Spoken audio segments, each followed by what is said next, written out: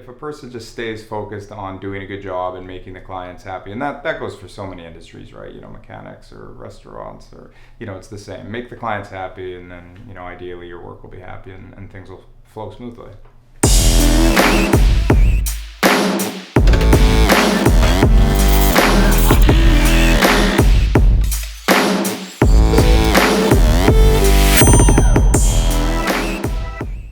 Welcome back. If you don't know, I'm D-Ray. This is my creative journey right here. Doing another interview from York to UVic to my studio. Good friend of mine, Sean Dillman, 5th year practicing law. Just here to shed some insight on his journey. So law students out there, take some notes. Maybe give him a follow.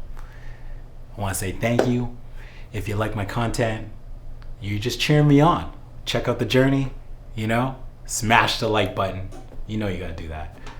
Don't forget, ring the bell, subscribe. I appreciate it. It's lots of love. Without further ado, let's see what Sean has to say. Mr. Sean Dillman. Hi. How you doing? I'm good. How are you doing? I'm great. Thank you for coming to the studio. I really appreciate it. Thanks for having me. For my audience, I do know Sean very well. Not only is he handsome, but he's a respectable, nice guy. So let's get into it. Sure. So, for those who don't know, who is the real Sean Dillman? I don't know. I think I'm a pretty open and honest guy. I'm a lawyer, which is, I think, why what we're going to talk about partially. I opened a firm a few years ago with a friend and partner of mine. We're downtown, right above Murchie's, and we've been at it for 2 years. I've been a lawyer for about 5 years, and it's an interesting thing to do. This may be a little corny, but what motivates you to practice law?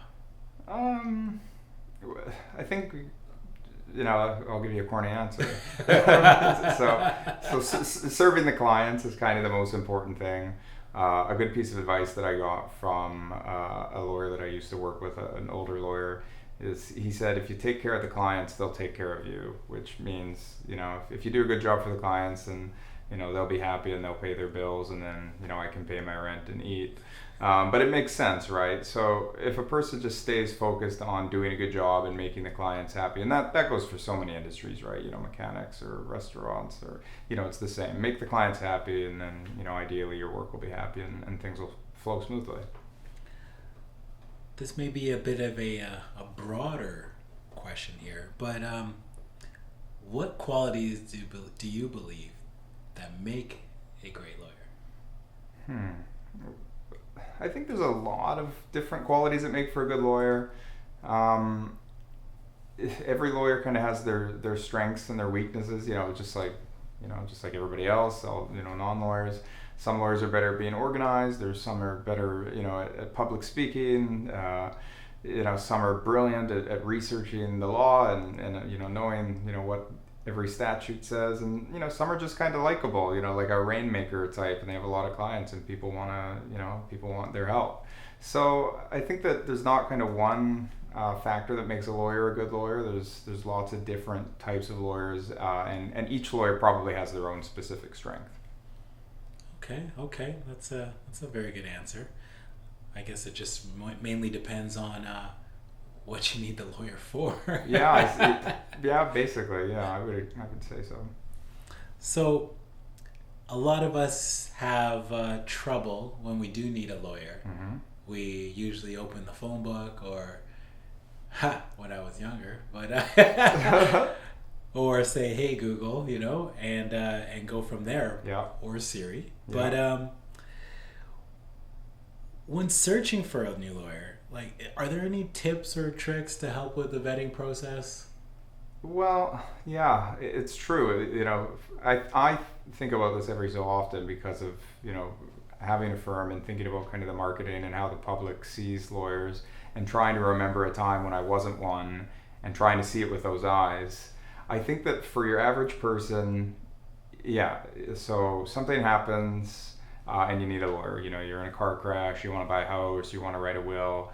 And then you're right, you probably grab, probably not a phone book, but yeah, you just go on probably Google, type in, lawyers, or maybe ask people. I think the smartest thing would be for a person to ask other people if they've had experiences with a law firm, and yeah, and then just go from there. And I would say, so whichever way you kind of get into it, either by word of mouth or online or something, or seeing a bus ad even, get in touch with the office and kind of get a feel for what they're like, and make sure that they have a lawyer there that can do what you need them to do, and yeah, just go from there. Kind of feel them out and see if that seems kind of like the right lawyer for you. I guess that's what I think people should probably do.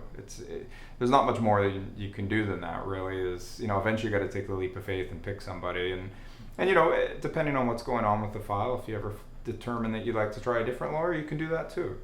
People are free to do that. Kind of the sense of a good fit, if you will. Yeah. Oh, absolutely. The word fit is used in the legal community quite a bit to talk about like firm culture and what a certain firm is like and whether a person fits in there. So usually the word fit kind of refers more to the people working for the firm, whether they fit with that firm and the firm culture. But I think it goes the other way around as well, for sure, that whether a client kind of fits at that firm and whether that's kind of the kind of firm or the kind of lawyer for them. Okay, that makes sense. Mm-hmm. So speaking of clients, tell us a couple pet peeves of yours regarding clients and maybe their behavior. Okay. Etiquette. I think that the number one and safest thing I can say is that I think that for the most part, clients should talk less.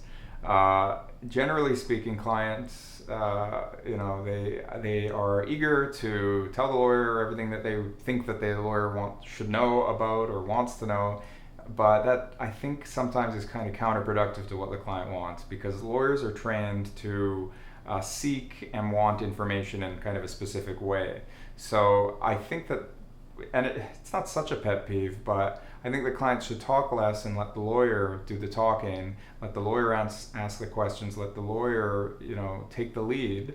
And then if the client thinks that the lawyer hasn't asked about something or has missed a point, or if the client thinks that something's really important, I would say save that for the end and then make sure to bring that to their attention. But in the interim, I would say don't kind of I kind of think of it as like an information dump. Don't just say, here's my life story. Like the worst emails I ever get, like cold callers or cold emailers, like people that just email in, they say, hi, my name's, so-and-so, and here's my life story. Like, holy smokes. Like, I can we start at like, what's the subject area or what's the issue or, who else is involved? Don't just say, here I am and boom. That's really not helpful. So that's probably my biggest pet peeve, and it's a bit of a tip that I can give people of a way to be a good client and a way to get good value out of a lawyer is, let them take the lead, like I said. Leave it to the trained professionals. Yeah, well, you don't go to a mechanic and jump under the hood, right? You let the mechanic do their thing, and it works similar, I think, with lawyers. No, that's very fair. That's very fair. So you are an entrepreneur, mm-hmm. and you do have a side hustle. Yes. So why don't you tell us a little bit more about your side hustle? Sure. So the name of my side hustle is Waythorn. It was an arduous task to find the name because basically I wanted something that was short and I could get the .com and it wasn't taken and everything. So the website's under development right now, and the concept for the endeavor is that it's legal resources for lawyers, legal assistants or paralegals, law students and pre-law students. So it's a pretty wide net, so to speak, but I, with the exception of being a paralegal or a legal assistant, I've been in those roles. I tried to get into law school. I was a pre-law student, and I did, and then I was a law student, and then I was a junior lawyer, and then a mid-level associate, and then a partner of a firm. So I've kind of went through all the stages, and as I've done that, I've kind of mixed in my computer background, and whenever I would approach certain types of problems, I would kind of it would just kind of come naturally to me to say, can I do this faster or better or, easier by using some kind of, computer software, computer hardware or something related to technology. So basically, what I'm starting with Waythorn is a course for lawyers, legal assistants, paralegals, pre-law students, and law students that teaches them ways to use hardware and software just to get things done better, faster, easier. And that's what I'm going to start with, and then I'm planning to kind of move into different products and smart forms or precedents that lawyers can use, or questionnaires that I've made that I think just help streamline the process with clients and things like that. So that's the concept. Okay, so very technical and tricks and skills and for people in the legal community, but probably professionals just in general, right? Yeah, it's true. The original concept is that I want to connect with these people because I think I understand them. The four kind of groups that I've mentioned. At any given time, I know lawyers and legal assistants and law students and people that want to get into law school. I just encounter them all the time. But yeah, then it's funny. The way that you just described it, I forget exactly how you put it, but it's not supposed to be difficult to access. Like, it's not supposed to be like tricky or technical, or it's supposed to be really practical. Like here's how I do this with email, or here's how I use my stand-up workstation, or here's the mouse I use and what's fantastic about it and how you can use it too. Like, really concrete things. And yeah, it definitely wouldn't actually even be restricted to those kind of four groups of people, but that's just where I want to start. And we'll see if in the future, if a doctor, an engineer, or an accountant wanted to take the course, I would be flattered. I think that would be great, and I think that they'd learn something too.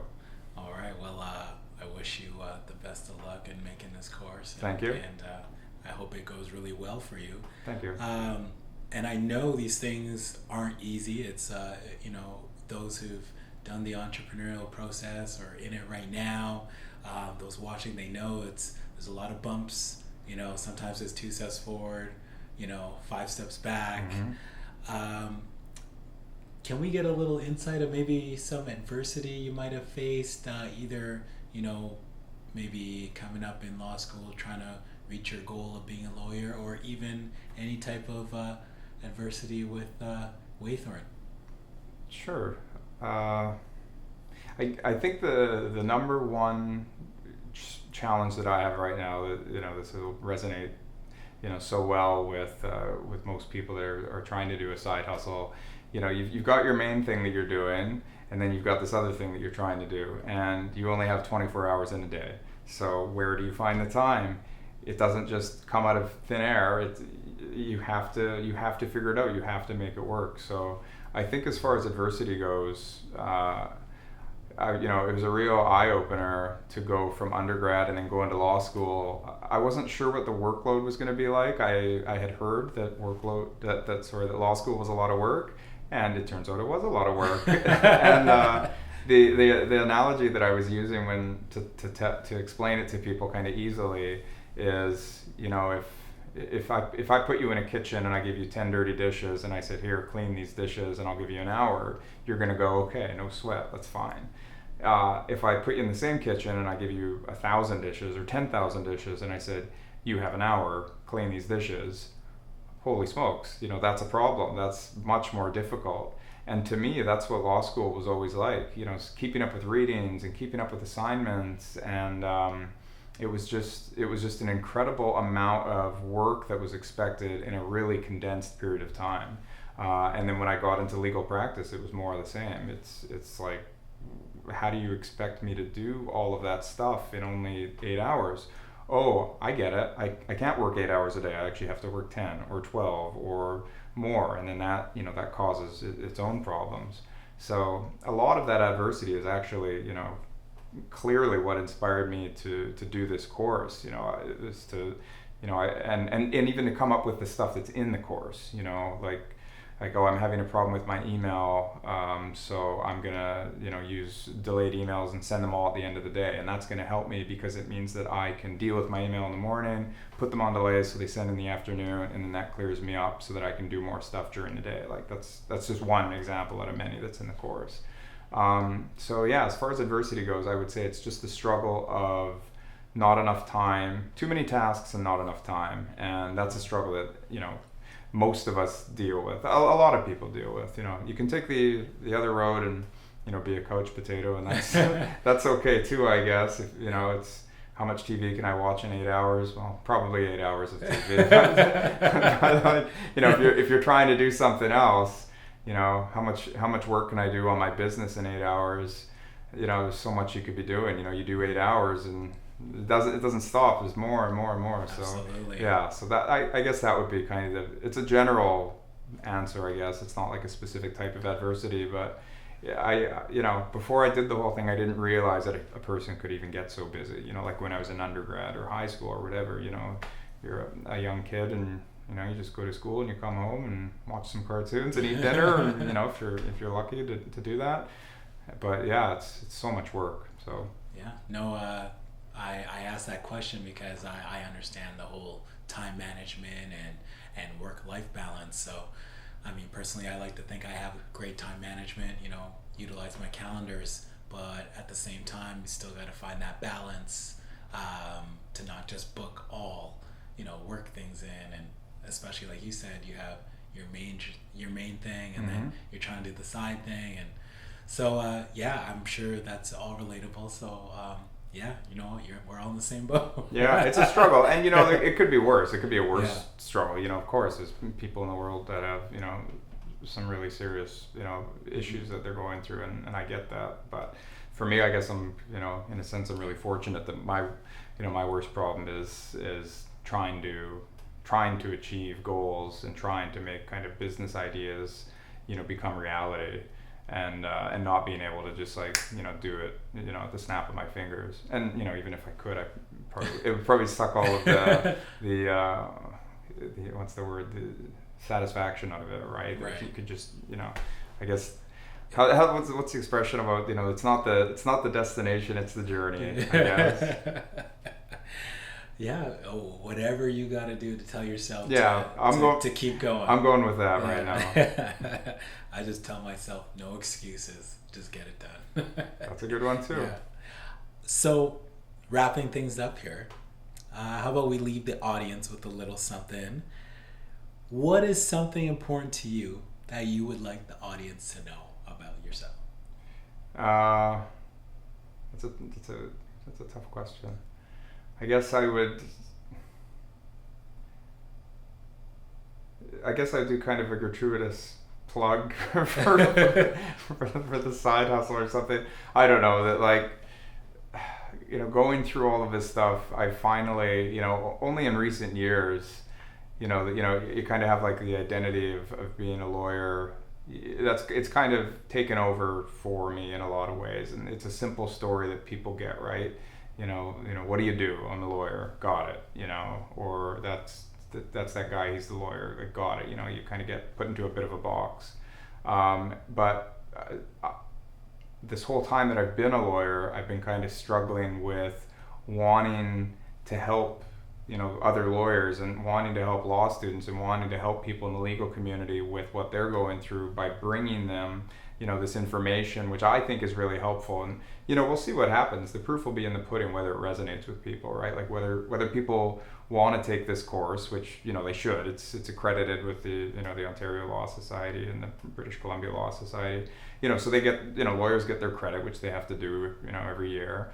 But even outside of that, I really think the stuff is really valuable information and really helpful. So hopefully that will work. But yeah, I guess what I'm saying is that, you know, people would just think that I'm just, you know, a lawyer doing law and that's all I'm doing. But, you know, in reality, this whole time I've been kind of trying to, you know, thinking more about the business of law and the people that work in law, and, you know, how can I share, you know, the things that I think are important and valuable. How can I share those things with them, and possibly make a career out of it, and make it a whole other thing, a whole other business.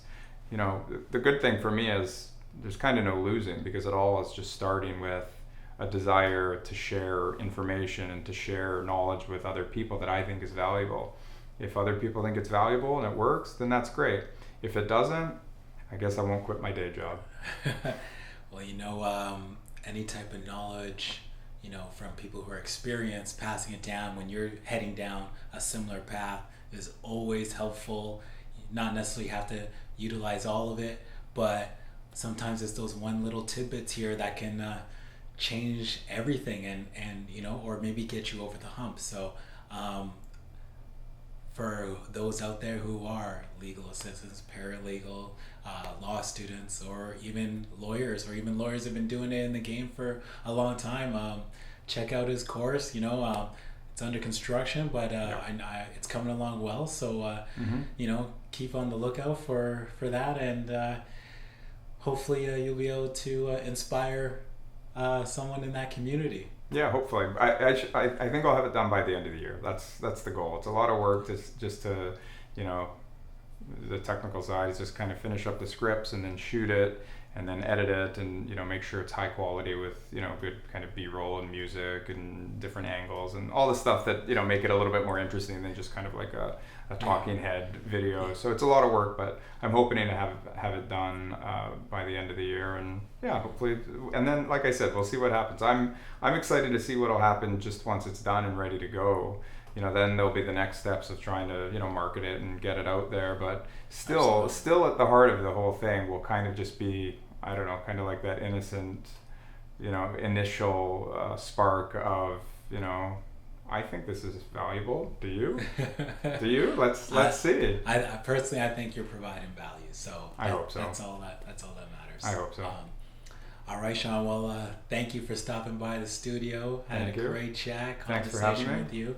And who knows? We'll be probably following up with you in the future. Yeah, I'll be in touch when it's done. And yeah, I wish it was already, but there's only so many hours in a day, right? Absolutely. I understand. All right. Well, thanks again, and great for the chat. Okay. Thank you very much. All right. Okay. So there it is. It's Mr. Sean Dillman. Great lawyer. Good insight. Even goes to show that, even the best of the best, they have their own challenges with doing their side hustles, time management, struggle, a lot of us have. So it's just about overcoming it, with different strategies, and, utilize that calendar that you got in your phone. I mean, set alarms, and make sure you make that time to also see your loved ones and your family. So, I just hope you enjoyed that. You know what to do. Smash the like button. All the legal, paralegal, legal assistants, lawyers, anybody professional, be on the lookout for his course. I'll be looking to do a follow-up for him soon.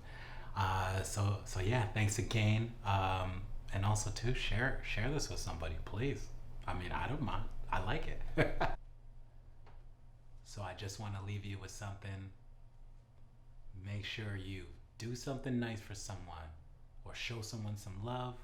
Just remember, love can make you love can make you hate, love can make you win, and love can make you great.